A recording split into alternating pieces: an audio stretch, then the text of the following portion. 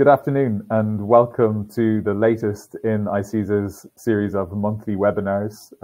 This month, for April, we're looking at the topic of open data and some of the related topics to that as well, including things like financial data access, things like new technologies like AI, and some of the challenges and opportunities that come with that topic. Some of that is being driven by new regulation, and some of it is just being driven by trends and other developments within the market that are leading to greater levels of data, greater volumes of data, and the need to respond to those greater levels of data. We're very pleased to have an excellent panel of speakers with us. To start with, I'm Daniel de Burca, and I'm the Head of Policy and Regulatory Affairs for ICISA. And we're very pleased to be working with FABIS, the European Business Information Providers Association, who will introduce themselves in a moment as well. But I'd like to start with some introductions from the rest of the speakers as well. Victor, maybe I'll start with you if you can give a quick introduction to yourself.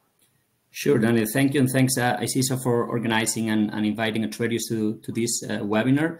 I'm Victor Tinoco. I work, as mentioned, in Atradius in the Strategy and Corporate Development Department, which Atradius is one of the trade credit insurance market leaders in the world. And of course, we as trade credit insurers, we access and we also process large amounts of data in order to assess what we call the creditworthiness of our buyers, which are the clients of our insureds. And of course, data, therefore, it's a key strategic topic for us. And I will look forward to this panel discussion for the next 60 minutes. Thanks, Daniel. Excellent. Maria Teresa, how about you?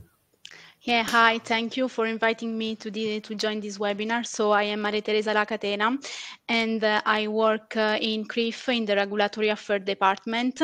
And I have I joined also FABIS as part because CRIF is one of FABIS member. So I joined the federation in the regulatory activities. So thank you for inviting me. Great, thank you for coming. And then Jan and Stephanie, so you're representing FABIS today as well. Perhaps you can introduce yourself and tell us a little bit about FABIS. And I know you have some slides as well. I'll just put those on screen now.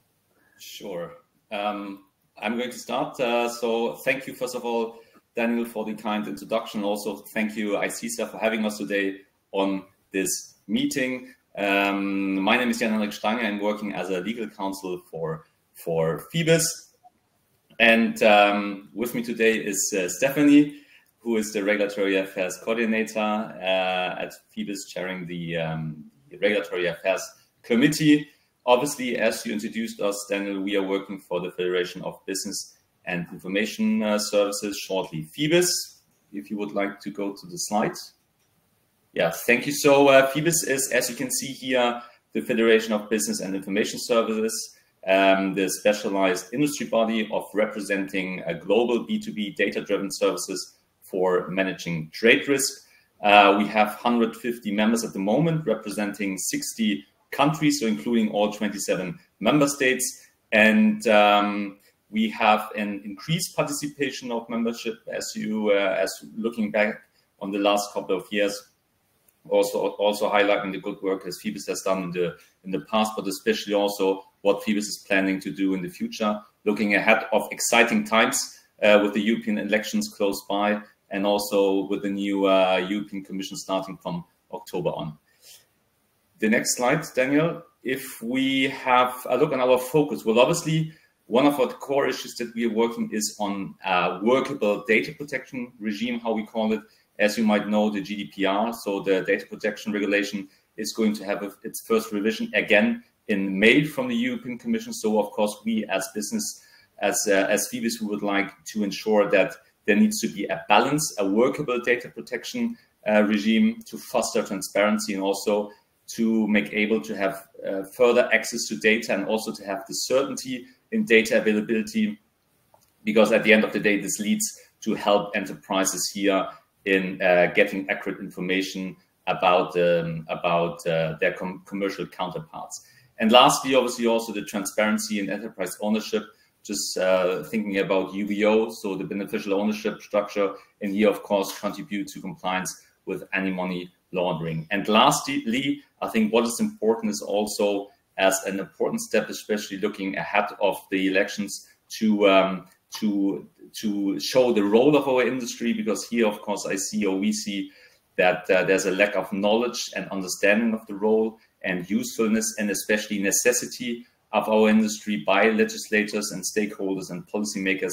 So I think here this is going to be an important one for the next the next parliamentary term, to make the very existing of our business known here to stakeholders and policymakers. And with this, I would like to give the floor to my dearest colleague, Stephanie.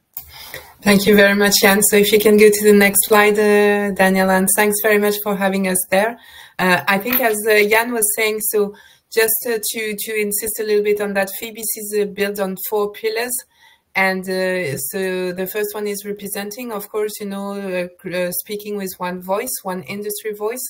Second is the networking, so facilitated industry knowledge exchange among peers. Then we have the supporting one, where we emphasize the need to inform policymakers about what we do and who we are, and also monitoring. And I think in the overall one, we can say that we can see that it's very important to explain what we do and what the business information providers do, but also what our users are doing, which is linked to what ICISA members are doing. So we see some great synergies, of educating, let's say, together the benefits of getting open data and the right processing, let's say, of data.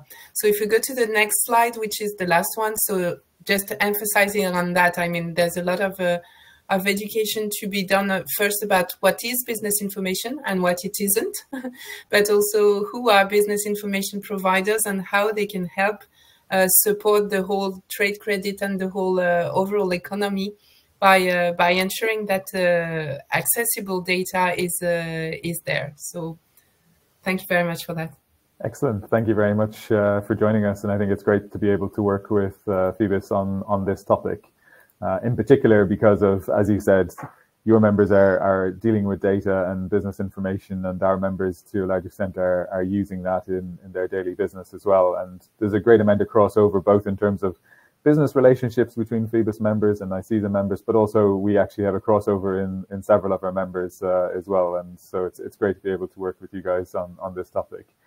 To our audience as well, to point out, as ever, we do have a question option available to you. If you want to ask a question as we're going along through the conversation, please do put a question into the box. You can find it in the tab in the bottom right-hand corner marked questions.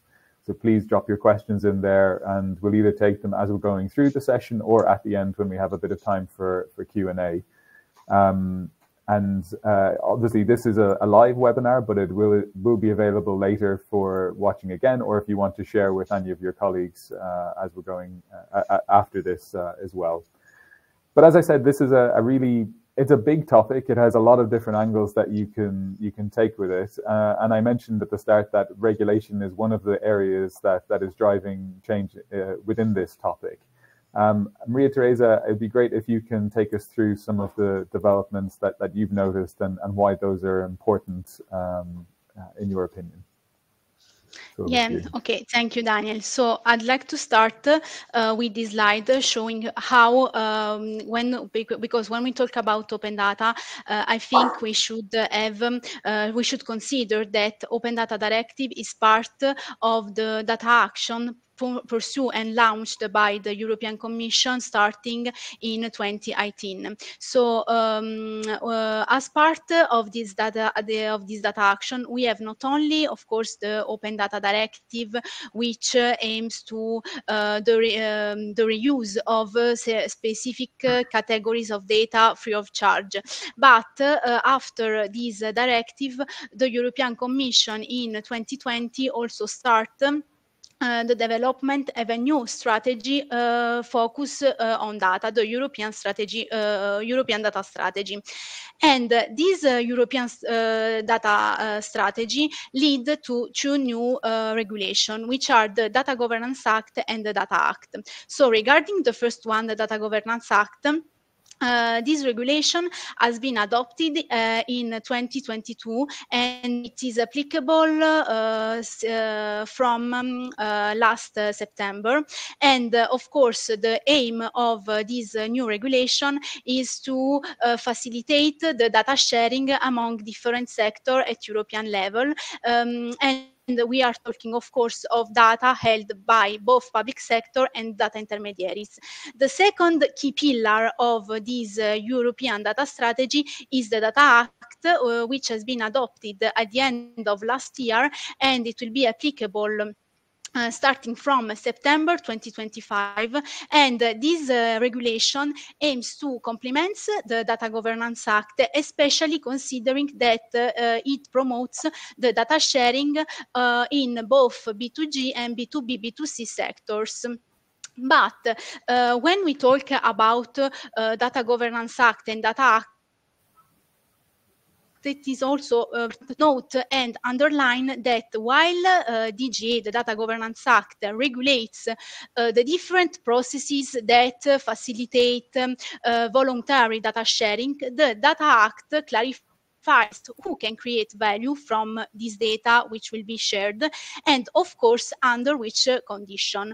But moving back to the topic of our today webinar, which is of course the Open Data Directive, I'd like to give some ways about this directive and why this is important. Because this directive has the principal aim to reuse specific documents and info held by both public undertaking and public sector bodies. Additionally, this directive, of course, applies to a wide range of data held by these public sector bodies, which are, for example, among others, databases, text, and also audio files. And it is important to note that according to this directive, the reuse of all these documents should be free of charge. But in this directive, the European Commission, when published this proposal, and of course this directive is already in force, introduced a new concept, the concept of high-value data sets. So why are these high-value data sets important? Because according to this text, there are some specific database that are that are considered having a high impact and could have a high benefit for both the society, economy sector, and also for environment. So in this directive, the European legislator started to talk about these high-value data sets. As part of this directive, the European Commission also published an implementing regulation on high-value data set, going into more in the detail and analyzing which are the 6 main data sets that, starting from the next 9 June, the different public sector bodies or public undertakings shall open up and consent the reuse of this documentation free of charge. And we are talking about, for example, geospatial data, Earth and observation environment data, meteorological, statistics, mobilities, and last but not least, also we are talking about companies and company ownership. But until still now, how the different European member states are implementing the open data. So to answer to this question, very interesting is the Open Data Maturity Report that every year the European Union published. And in general, we can see also from these slides that the European Union, in publishing this report, divide the European countries in 4 different categories. We have trendsetter, fast trackers, followers, and beginners. Of course, these countries are divided considering the maturity score they have on the, of course, implementation of Open Data Directive, or also on the different policies they implemented to implement the Open Data Directive. So in general, see that in 2023, the European member state improved the average maturity score by 4 percentage points in comparison to the 2022. The biggest climber is made by Slovakia, that you can see in the fast tracker list, and it is followed by Latvia in the followers list. And at the same time, on the other hand, we can see that the lowest average is made by the Croatia, which lost 13 percentage points in comparison to 2022. Additionally, this European this Open Data Maturity Report also explain us, and it is important also to see how the different European member states are implementing the different open data policy. So, for example, we have the case of Ireland or Austria, that they implemented the Open Data Directive focusing only on open data. But, for example, there is the case of Spain, which is a country more focused on the digital aspects, which implements the directive in the digital strategies, for example, such as the artificial intelligence strategy. And there is also, for example, Italian case which implemented the European Data Directive, also publishing some guidelines to help public administration in better implement this kind of directive. But coming back to also the concept of high value data sets, we said that starting from the 9th of June, the public bodies which held this kind of data set should open up these data sets on which we can find all this data. But there are some member states that already put in place these. And from this report, we can also see how the majority of European member states are more focusing on the prioritization of geospatial and statistics data. And on contrary, we have some problems regarding, for example, the companies and company ownership. And so when we talk about companies and company ownership at European level, I think it's very important also to have an idea of how this kind of data could be found. For example, today I'd like to focus just on BRIS and ESAP, because of course BRIS is the system of interconnection of all business register at European level, under which we can search information that you can find in different national business register. The access is public and it's free of charge in accordance with the different national registers.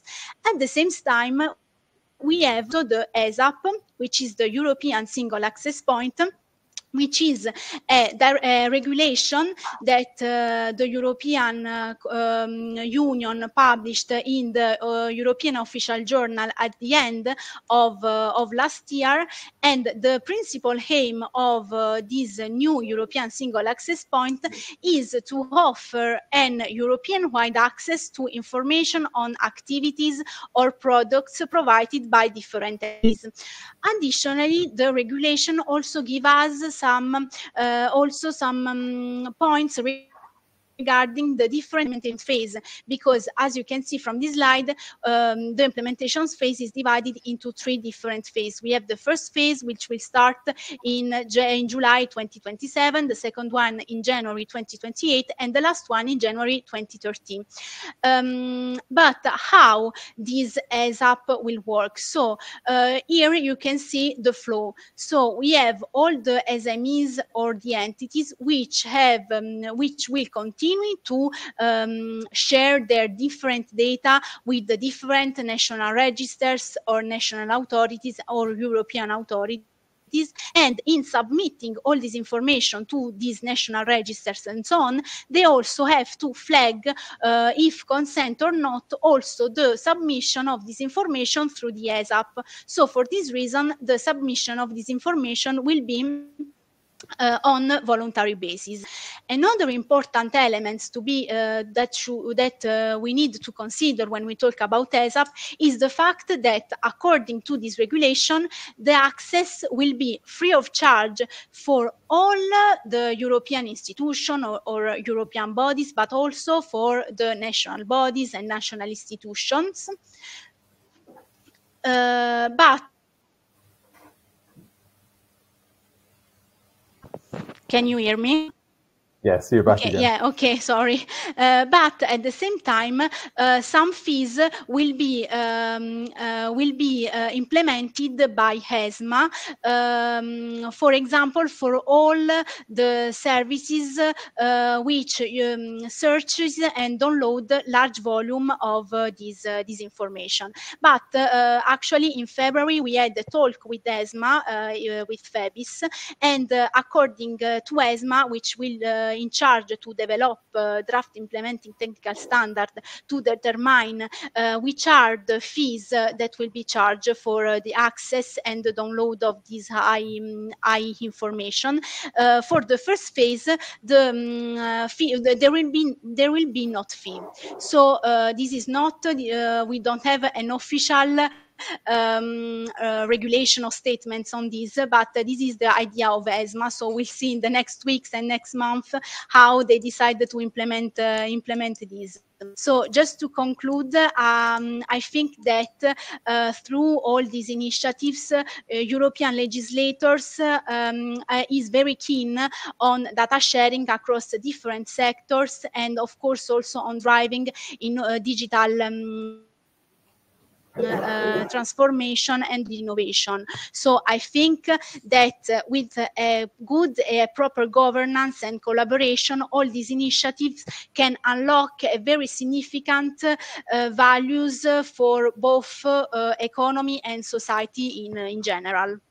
Excellent. Thank you very much, Maria Teresa. That was a really great overview of some of the regulatory drivers that we're seeing at the moment. And I think that's a really key part of it, is that you have, obviously there's a lot of data out there already, but so some of the regulation is dealing with the governance of that data, making sure that the systems are fair, that they're run properly. But then also there are other regulations that potentially create databases because they're about what data people need to provide and what sort of overview of data is required to be made public.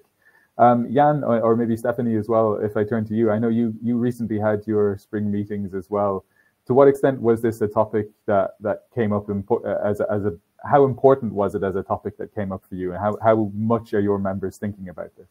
Well, if I may start, Stephanie, just to summarizing a bit also what Maria Teresa said. I mean, it's like this two sides of the coin, right? Because while the EU is committing on one side and promoting open data and facilitating data sharing, is also what we discussed in our spring meeting through initiatives like, for example, the open data and also the PSI directive. There's on the other side also strong emphasis on data protection and rights through regulations such as GDPR. So balancing the goals of open data and these data protection rights obviously can create certain contradictions and tensions between different policies and initiatives, as also Maria Teresa said. And also the concept, for instance, now talking about data sovereignty and control over data, that is central to the European Union data framework. Also here, there are conflicts between initiatives aimed at promoting open data on one side, and then on the other side, of course, a focus on enhancing data sovereignty and control on the other. And so overall, I would say that the discussions that we had is while the EU policies related to open data, to data governance and data spaces are generally aligned towards promoting data-driven innovations and economic growth, there can obviously be contradictions between different policy objectives, and particularly in areas of data protection and data sovereignty.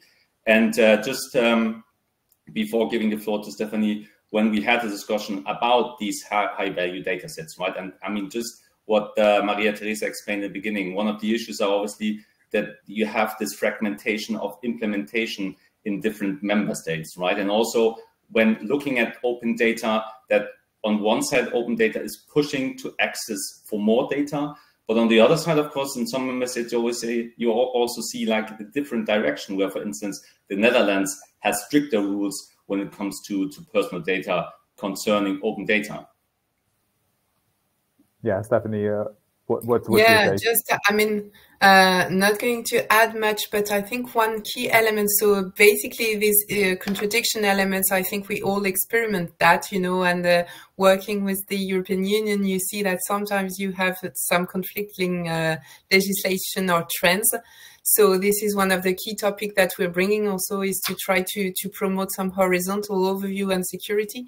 The other one I would like to share, and maybe to open the floor also to get Victor's view on that, is that a lot of open data is also relating to free data, right? So the data is available for free, and so there can be some new data sets or data providers that are made available on the market. So one key element is, first of all, how do we react to that, and how do we adapt by providing value-added services?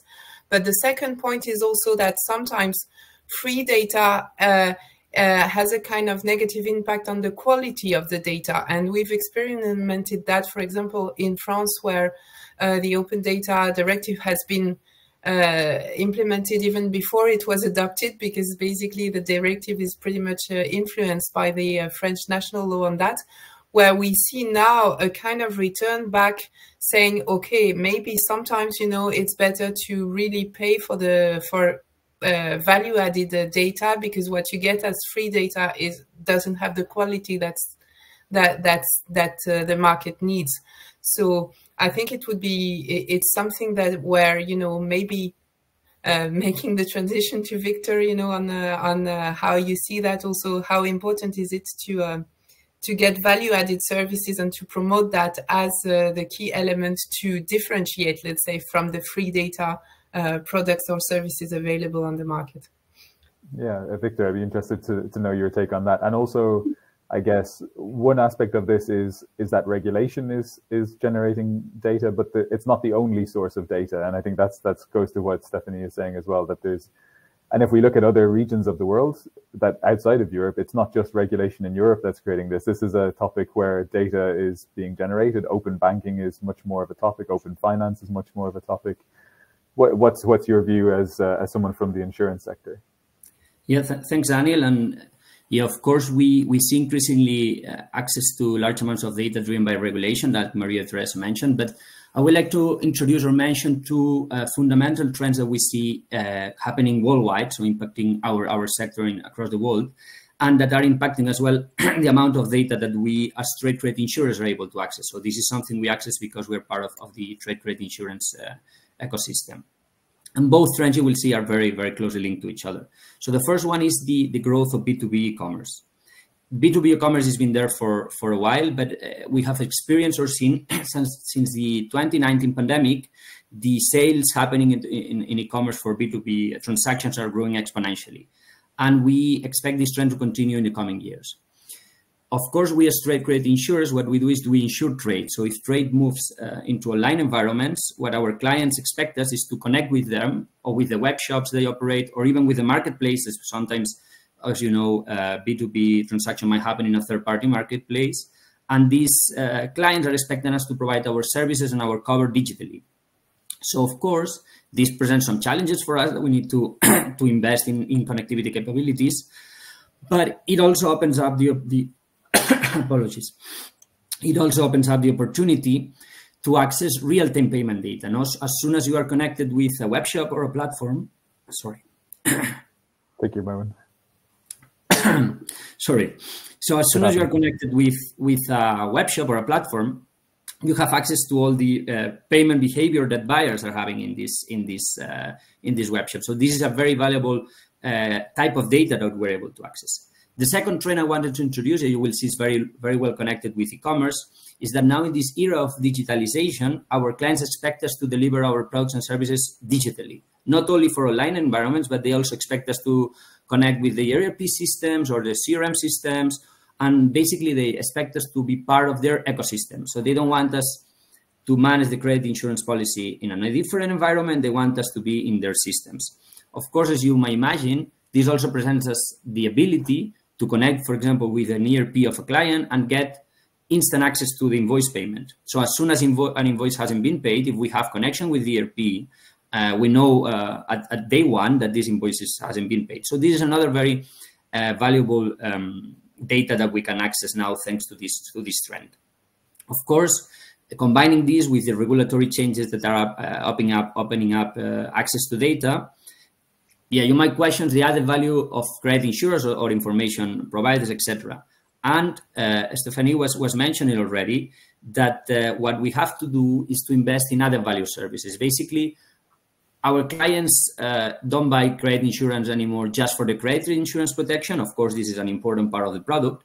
But what we're doing in Atradius is to expand, thanks to all this data that we have and thanks to the technology tools we're applying, and maybe we have some time later to explain a bit the technology that Atradius is developing in these regards, but we're able to expand and provide services that go beyond the credit insurance policy. For example, in Atradius, we are developing tools to help clients grow, basically to find new buyers in markets where they don't have experience.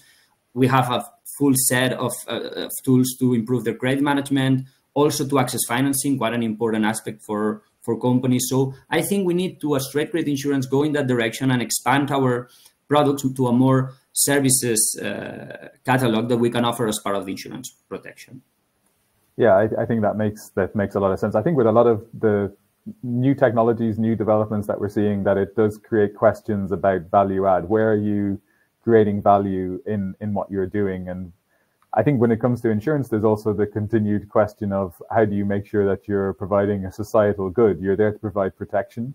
How do you make sure that you deliver that in a way that is useful and predictable to the customer as well? And access to data improves how insurers make their decisions. But as you say, it also creates some challenges as well, that it means that you need to be really demonstrating the value, because the client has the ability to assess their own information and the information of their buyers in the ecosystem. If I turn to the business information side of things, this question of value add is presumably a big question for your industry as well. How do you make sure that you are able to add value within that question as well? And what way are your members viewing it? Is there optimism? Is there pessimism? Is it a mixture? Who wants to take that one? Well, I would say, like, how to ensure this value add. First of all, I think what is important is that business information providers are already taking several strategic actions.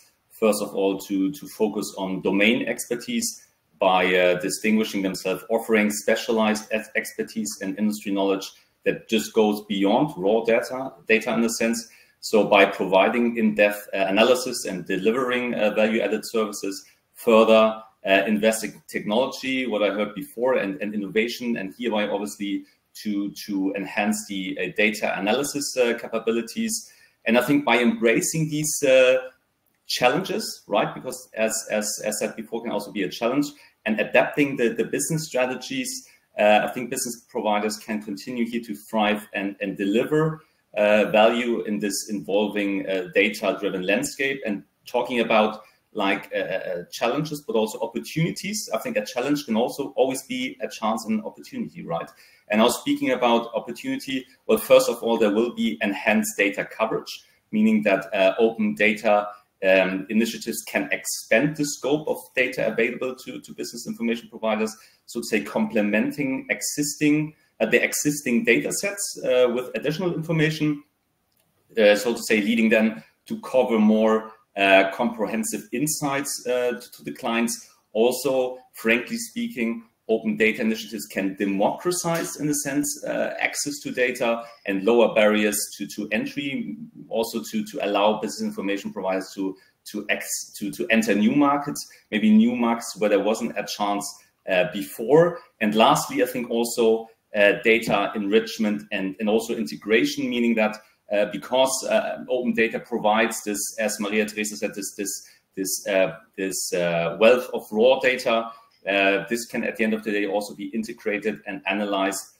to derive actionable insights and predictions. So by combining open data with proprietary information, I think business information here can provide a more comprehensive analysis to the clients and enabling them to make an informed decision and gain a competitive advantage. So lastly, I would say that overall, open data presents practical opportunities for business information providers to, first of all, enhance their data coverage, drives innovation. As I said before, a challenge can also be a chance, access new markets, and also at the end of the day to integrate this data. And I think by this, business information providers here can deliver a greater value and also maintain competitiveness in the future. Yeah, and I guess the sort of the nexus point between the opportunity and making it a reality is technology, and it's technology is driving a lot of this new data because we're using a lot of the e-commerce platforms and others that Victor mentioned that's creating this data. But then we also need other new technologies to help us to utilize, to manage, to manipulate that data as well. Maria Teresa, if I ask you about that sort of the technology question and some of the challenges that are faced there, what do you see in that question, either from a regulatory perspective or from an operational perspective? Yeah, so I think that as we already said during the presentation, but also Stephanie and Jan touched on this point, is that, for example, at European level, we have 27 member states with 27 different ways to implement the Open Data Directive. And also, for example, I think to the access to the different business registers, every different countries or different member states works in a different ways. So from an operational point of view, I think this is the big challenge. Actually, you have to face with different member states which will not work on the same way. Yeah, exactly. And I think one thing that ICISA has been working on, which is outside of the EU or includes the EU but elsewhere, is the International Chamber of Commerce Digital Standards Initiative, which aims to standardize a lot of these types of things. And I think it goes back to what we were saying about some of the challenges, Stephanie, as you were saying, with things like free-form data and just freely available data, that without standardization, it's very hard to compare things. Victor, yeah, if I just may on that, I mean, just as you said, of course, technology is key, and I think everybody's aware that you need to adapt and use the technological tools in order not to be completely disrupted, but to integrate. Integration is probably the key word or the buzzword here, because, as Victor said, I mean, the expectations of the users are a one-size-fits-all approach or a 360, platform approach. So you want to have everything in one place, and but at the same time you want to be able to rely on the provider, on your trusted partners, let's say. So this is probably the way we see the future integration, of technology. Just to say, we see nevertheless that the regulatory path and how I would say exponential curve, let's say, is not sometimes helping, because, for example, we see here like the open data, the whole data package of the EU is going to come in conflict for some part with the newly adopted AI Act, and so how concretely and operationally the EU institutions or the national institutions are going to be able to cope with that and issue some practical guidelines that the companies can refer to when they implement their solutions operationally. This is one of the key elements where we probably all need to work on, transposing the digital environments and regulations into concrete operational guidelines for companies. Certainly. And also just a reminder to our audience, if you have any questions or even comments, if you have a view on what we've said so far or on this topic more generally, please let us know in the question box in the bottom right-hand corner of your screen. But Victor, as an insurer, you mentioned that technology is one of the tools that you're going to have to use. But large data sets and using them and understanding them is not something that insurers are new to. It's something that's been going on for a while. But how is the technology changing to help you with that? And what is Atradius doing at the moment? Yes, thank you, Daniel. And of course, we've talked up until now that we have access to lots kinds of data, which is very valuable and positive. But unless we are able to process and understand this data, its value, I would say, it's negligible. No, so we cannot do much if we don't process this data. And this is where technology comes into play. And let me speak in the next few minutes, particularly on artificial intelligence. So we at Atradius have been developing AI tools, I would say, for the last 10 years to support underwriting process, our risk underwriting processes. And our approach has been always to try to semi-automate the processing of these large amounts of data that are coming our way, and then having our underwriting teams able to more efficiently process this data. Otherwise, without this technology we've been developing, we'll need a team of underwriters that wouldn't be sustainable for our business model, right? So what I'm trying to say here is that AI is not something new to Atradius or to credit insurers. We've been doing it for a few years now.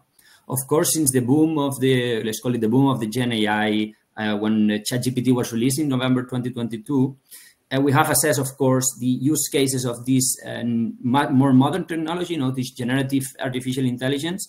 And we've identified several use cases that can support us in several parts of our value chain, including, of course, the risk underwriting area or the processing of data. I would say that is almost our obligation, our need as credit insurers, if we want to process of these large amounts of data and survive in the future, to use these tools. But I also want to say that the implementation of AI tools in our business, it is not so easy. Our business is very specific, it's a niche business, and the tools are built out there, the technology is out there, but it's not gonna do what we want them to do unless we train it, right? So for example, if you take ChatGPT is trained to give answers, to respond as a human, but it's not trained necessarily to give a correct answer. Or for example, it is very difficult sometimes to understand why ChatGPT is giving certain answer. So the explainability is also a challenge for this tool. This is not something we can afford as insurers. We need to 100% understand what AI is doing, because we need to be able to explain that to our insureds, to our brokers, to our partners. We also need to be able to train it in the way we want. We want it to be precise. We don't want to respond as a human. We want to respond the correct answer that we want from the machine. So this is something we need to carefully develop and implement in the industry. We need to train those machines. And I think here is where our underwriting teams come into play, right? So of course, our risk underwriting unit, the skills that these people need are, of course, to assess balance sheets and profit and loss accounts. This is something definitely necessary. But I would say it's even becoming more important that our teams are able to train. They are the experts, so they are able to train these AI algorithms to do the things we want them to do. I was, for example, reading the other day a sentence in relation to AI that I really believe it's true, that it says that AI will not replace an employee, but an employee that knows how to use AI will. So I really think this is the way our business is going, and we need to really invest in these tools to be able to process all this data that we have been discussing in this webinar. Yeah, and I guess one of the challenges that will place is that there is a certain cost to developing these tools and to using these tools. There are also open source tools that are available and open data sets as well. Perhaps that becomes a barrier to entry in the market or a barrier to growth in the market. I don't know if you have a view on that as well. And you mentioned as well, a part of the cost, it is also that we take technology from the different angles. One is the cost. For example, there are things that maybe machine learning, which is an older technology, can do, and we don't need to invest in generative AI algorithms, complex algorithms, to do the same thing that we could do. So it's also our responsibility to make the business model sustainable, to use the tools consciously and in the way that is cost effective. Another angle we could introduce, and we should introduce, is the sustainability, right, into the use of technology. The other day as well, I was also reading that a simple search in ChatGPT on, for example, what's the weather in Madrid next week, is consuming 10 times more energy than doing it in Google. Yeah. So it's also responsibility of all of us to train our teams to use this generative AI technology for the things we want them to use, and still use the old technology or the more common technology that we know for other things. So I think this is also, of course, we as insurers have the capacity to invest in complex tools to develop, and what you were mentioning, Daniel, no, as an entry barrier for other players. But we should not go, I would say, crazy with this new technology and try not to change everything to Gen AI, because then we're going to increase pollution, we are going to increase cost, and we're going to achieve the same probably. Yeah, that's a very good point, actually. I was speaking to someone from the Association of British Insurers this week, and who have developed a very good set of principles for AI, which relates to regulation, but also just the sensible use of it. And one of the things that they mentioned was that if we go down the path of everything being AI driven and everything being along this path, we'll never reach things like net zero by 2050 or any other kind of sustainability targets that people have. So yeah, there has to be some sort of careful approach to it, as well as everything around the careful approach to AI and algorithmic bias and so on and so forth as well. So it's like everything, it's a pretty complicated topic overall. If I go on to a question, we're not just users of this data, and the same with the business information providers, not just users and holders of that data, but we're also subject to a lot of these rules as well. And with that comes questions of data protection, cybersecurity, operational resilience as well. Stephanie, perhaps you can comment on that from the Phoebus side of things. How are you viewing those topics? Yeah, so I mean, as you said, and as Jan said at the beginning, I think everything is interconnected, right? And you see those two trends. So on the one hand, the greater openness of getting more access to more data and unlocking some of the data sets that were locked or not flowing the right way into the internal market. But at the same time, you see some conflicting trends on trying to make sure that the data is more secure, is more protected. We fall back also in the, for example, in the GDPR never-ending question of who is a data subject, you know, and how do you qualify a data subject for a sole trader, for example? Where do you fall under the business capacity, under the private capacity? How do you act on that? Interesting would be, you know, when we reach the level of our machines going to be a data subject any sooner, you know, we're just throwing the information here, but you may end up with some questions regarding technology too, you know, and going back to that. But to talk about cybersecurity and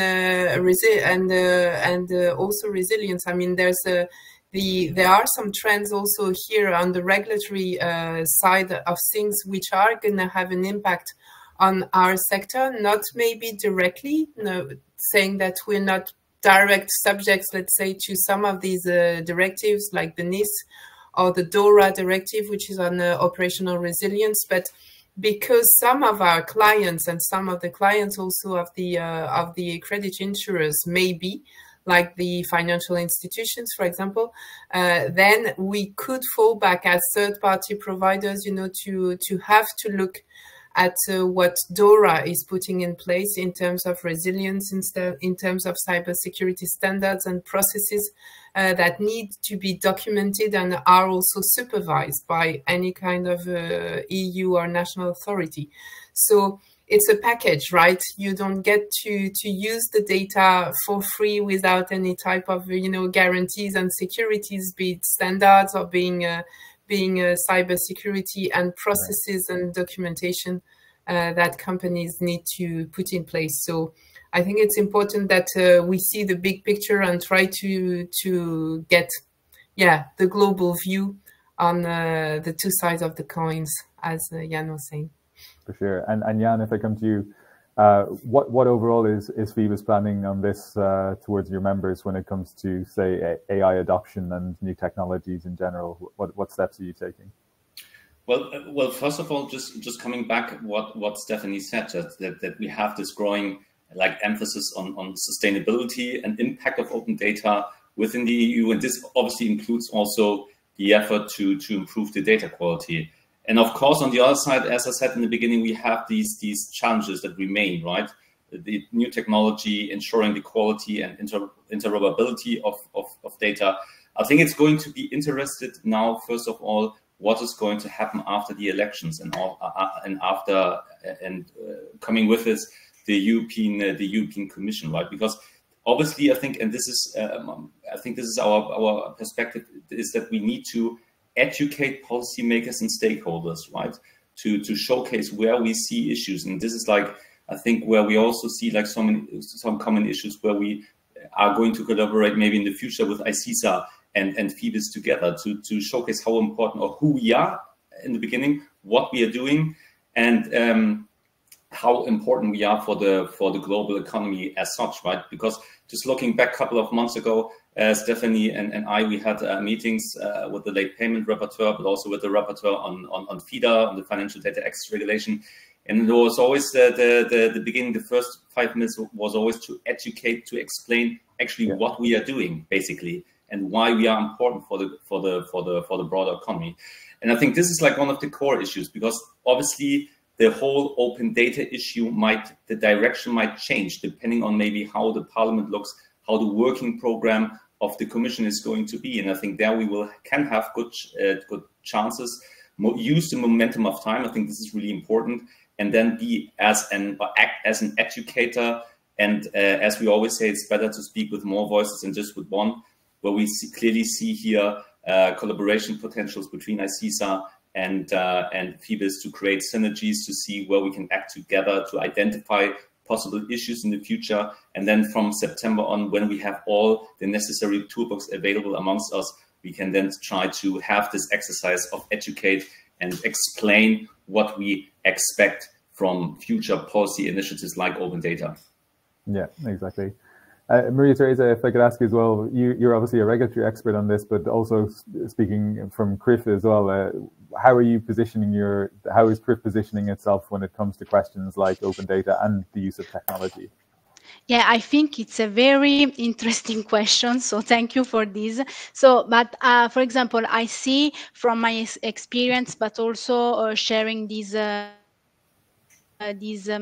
idea also with the other FEBIS member, is that in most of cases from the society there is not a right perspective of the importance of our sectors. So I think with for example the open data, we should show the added value of our sector, and of course to underline the importance of the business information providers, which can use and reuse, of course, the open data to implement and to create new products, which will be, of course, useful for other companies and so on. So also for the society. So I think this is a very challenge also, and it's important to underline also this aspect. I think that's a good point. We're coming into the last few minutes, so if people do have any questions, I'd really like to see them at the moment. But we have a few final questions as well to wrap up with. One question that I've been thinking about as we've been talking, and also just in general recently, is that a lot of regulators, not just in Europe but elsewhere, have talked a lot about broadening the access to finance, to financial services products, to boosting competitiveness of exporters, of small businesses, of different groups like that. And to some extent, open data and new technologies together are a way to boost their access to these services as well. Victor, maybe I'd ask your take on this about, does open data speak to you about opening new markets? Would you expect to enter new markets or to see the more opportunities developing because you have more data, or is it as simple as that? Well, definitely yes. And if we combine it with what we've talked about e-commerce as well and the connectivity, at the end, one of the main challenges we have as credit insurers is when we operate in markets where the data is not available. So there's really problems to access data. Of course, if we're able to access payment data from platforms, whatever we mentioned, regulations opens up the opportunity to access data. I was reading the other day about regulation in Peru, called an application called Business Clearing that aims to gather all the invoice data in the market into this platform. So, of course, if we are able to access all this data, we can underwrite risk differently in these markets and provide better percentages of cover. So definitely we can enter, I wouldn't say maybe enter new markets. We are already present in I would say, almost all markets. But we will be able to penetrate further the credit insurance business in those markets, definitely, I think so. Yeah, I think that's fair. We had one good comment coming in, which talks about the need for education of people in the insurance sector, which I think is perhaps a point that I had overlooked as well. That, as you're saying, Victor, when we're coming to utilizing this data, we need people to understand what it is, and that, as you said, an underwriter who understands AI will be the most valuable person in the business.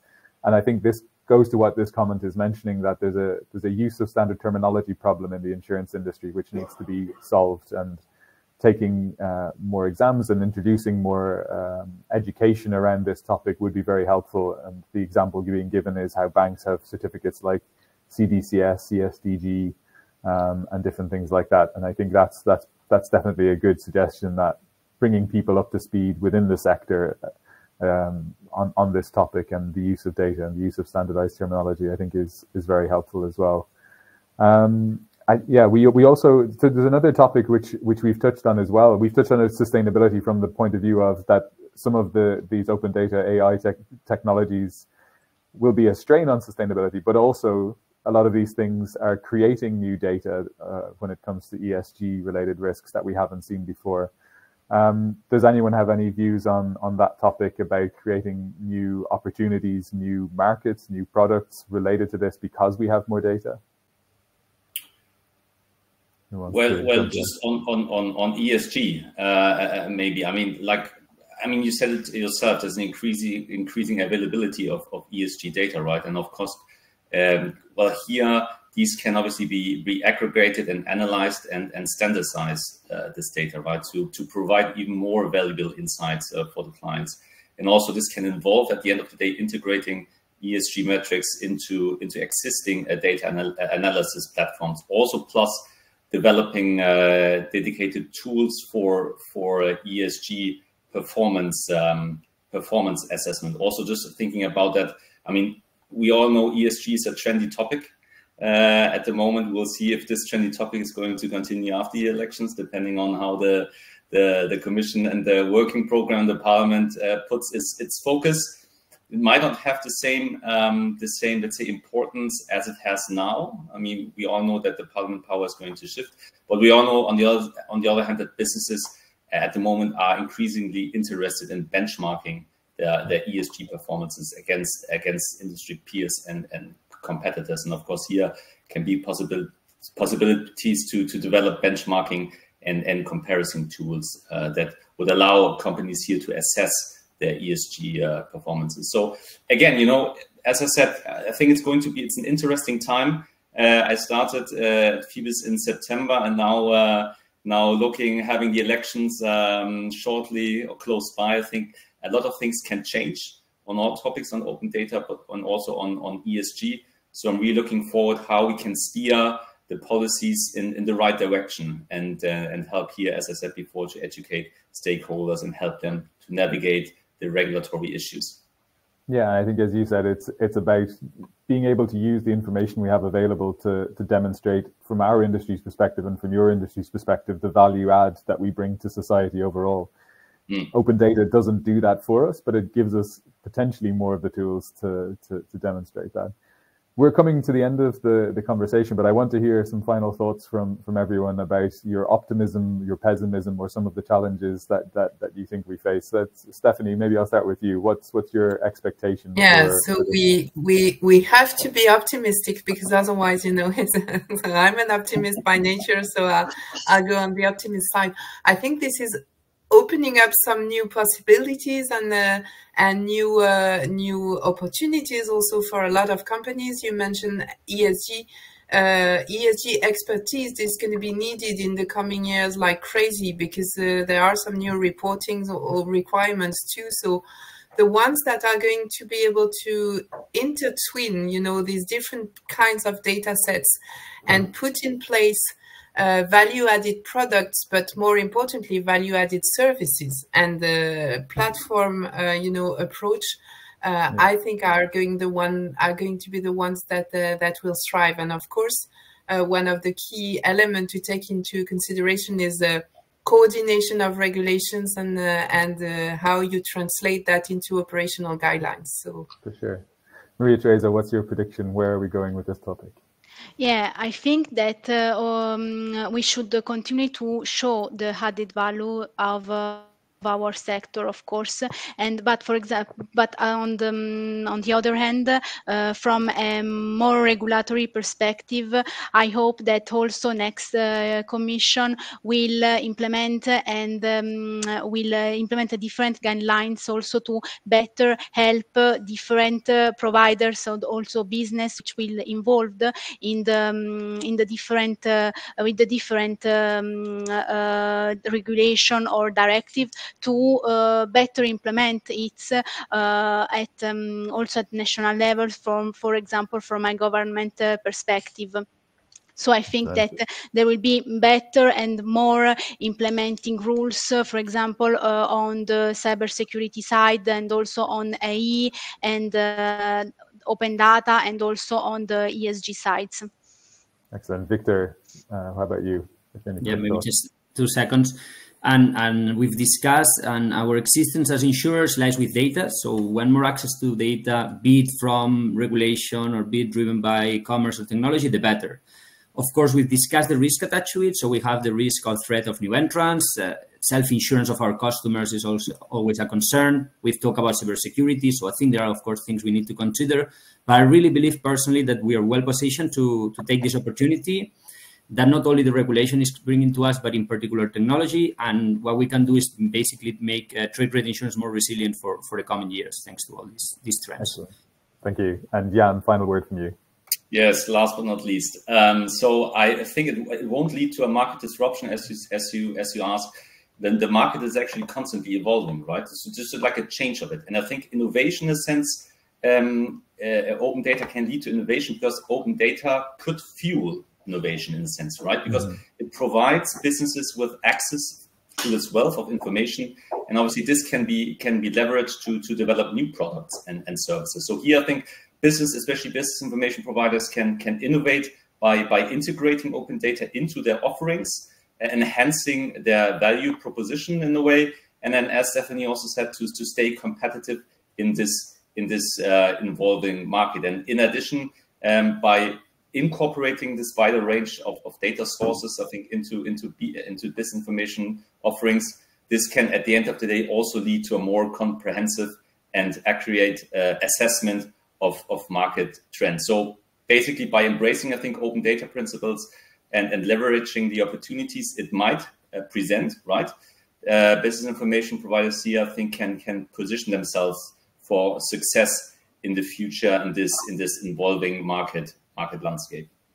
Excellent. Thank you very much. Well, we've run out of time. I hope we haven't kept people too long from their other activities, but I really appreciate all of our speakers today for a really interesting discussion. I think we've started a conversation. Maybe we haven't finished it just yet, but I'm sure this is a topic that's going to keep going on. And the topic of disruption and innovation, I think, is one that's key to this. Disruption can be bad, but I think it also leads to innovation, as you said, Jan. So thank you very much to our speakers. Thank you very much to our audience as well, who stuck with us. Again, you can watch it back again later on, and please let your colleagues know about this also. But that's all we have time for. So thank you very much, and hopefully we'll see you again next time. Goodbye. Thanks a lot. Thank you. Thank you.